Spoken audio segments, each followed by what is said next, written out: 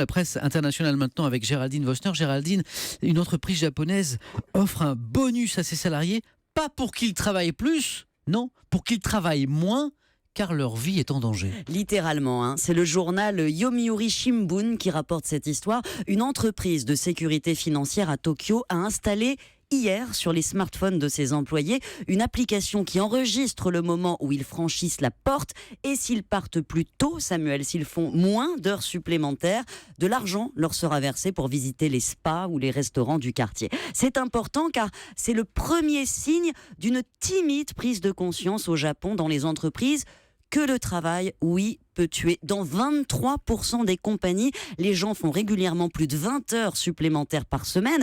Et au Japon, ce seuil a un nom, on l'appelle le seuil Karoshi, à partir duquel un employé risque la mort par crise cardiaque, par suicide, s'il ne lève pas très vite le pied. Donc seuil Karoshi, et cela devient, Géraldine, une inquiétude majeure, je crois, de santé publique. Oui, bien sûr, car des gens meurent, c'est réel au Japon, au point que le ministère de la Santé vient de publier son premier livre blanc sur le sujet, et les chiffres qu'on y découvre sont ahurissants. Plus d'un salarié sur 5 travaille plus, et bien plus, de 50 heures par semaine. C'est 5 fois plus qu'en France. Une centaine de décès ont été reconnus l'an dernier comme directement liés au surmenage au travail, et ce ne serait que la pointe de l'iceberg. Les autorités soupçonnent que ces horaires délirants seraient en fait la cause de 2200 suicides au moins réalisés, Samuel. Selon le gouvernement lui-même, 20% des salariés japonais courent un risque de mort.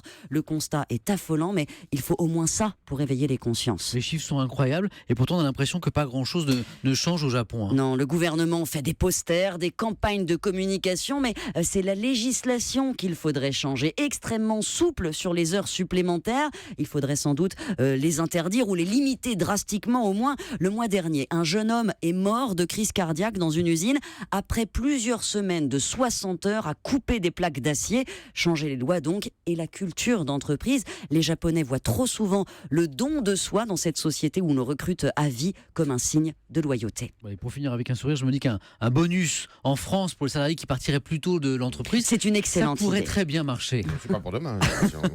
Merci Géraldine.